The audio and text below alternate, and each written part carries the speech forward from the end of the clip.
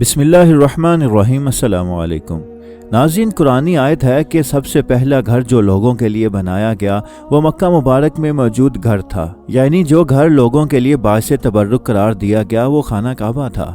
ناظرین، خانہ کعبہ یا بیت اللہ وہ مقدس مقام ہے جہاں اللہ کی رحمتیں برستی ہیں، یہاں نور کی رم جھم ہوتی ہے اور یہاں قلب روحانی سوز و گداز کی ایسی تند و تیز موجوں کی زد میں ہوتا ہے کہ دنیا و ما فیہا معدوم ہو جاتے ہیں۔ یہ وہ وجہ ہے جس کے بارے میں فرمایا گیا کہ جو کوئی اس میں داخل ہوا وہ مامون ہو گیا۔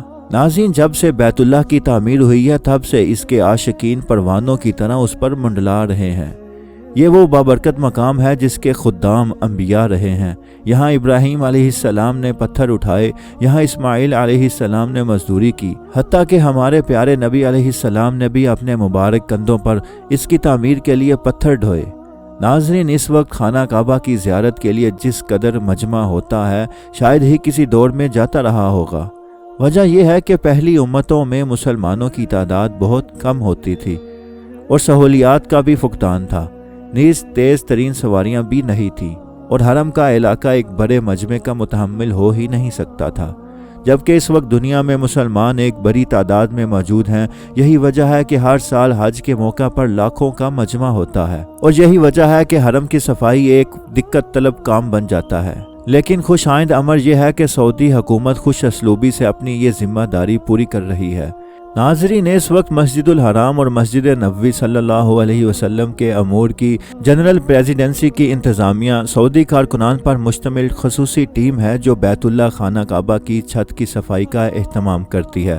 اس سلسلے میں تکنیکی اور خدماتی امور کے سیکرٹری نے بتایا کہ صفائی کا میکانزم کئی مراحل پر مشتمل ہوتا ہے۔ ان میں پہلا مرحلہ خانہ کعبہ کی چھت پر جھاڑو دینے کا ہوتا ہے، جس کے دوران مٹی اور پرندوں کی بیٹوں وغیرہ کو خانہ کعبہ کی چھت سے صاف کیا جاتا ہے۔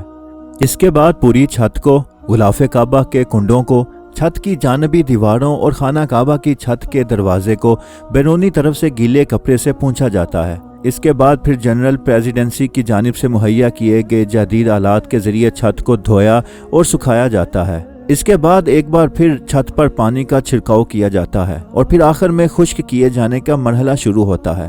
ناظرین، ان جدید ترین آلات کے استعمال کا مقصد چھت پر نصب سنگ مرمر کی حفاظت کو یقینی بنانا ہے، اور الحمدللہ یہ پورا صفائی کا عمل صرف 20 منٹ میں مکمل کر لیا جاتا ہے۔ متعلقہ ایجنسی بیت اللہ کی تطہیر کے واسطے جدید ترین ٹیکنالوجی فراہم کر رہی ہے۔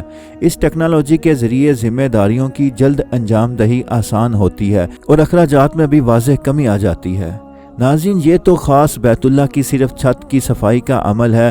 قیاس کیا جا سکتا ہے کہ پورے بیت اللہ اور پورے حرم کی صفائی کے لیے کس قدر احتیاط اور مشقت کا مظاہرہ کیا جاتا ہوگا۔ یقیناً یہ سعودی حکومت کی خوش قسمتی ہے کہ وہ بیت اللہ کی خدمت کی سعادت سے سرفراز ہیں، اور یقیناً یہ ان گمنام مزدوروں کی بھی خوش بختی ہے جن کے ہاتھ خدا کے گھر کو آلائشوں سے پاک کرنے میں استعمال ہوتے ہیں۔ دعا ہے کہ خدا ہم سب کو باطنی آلائشوں اور گندگی سے بھی پاک رہنے کی توفیق دے دے۔ آمین ثم آمین۔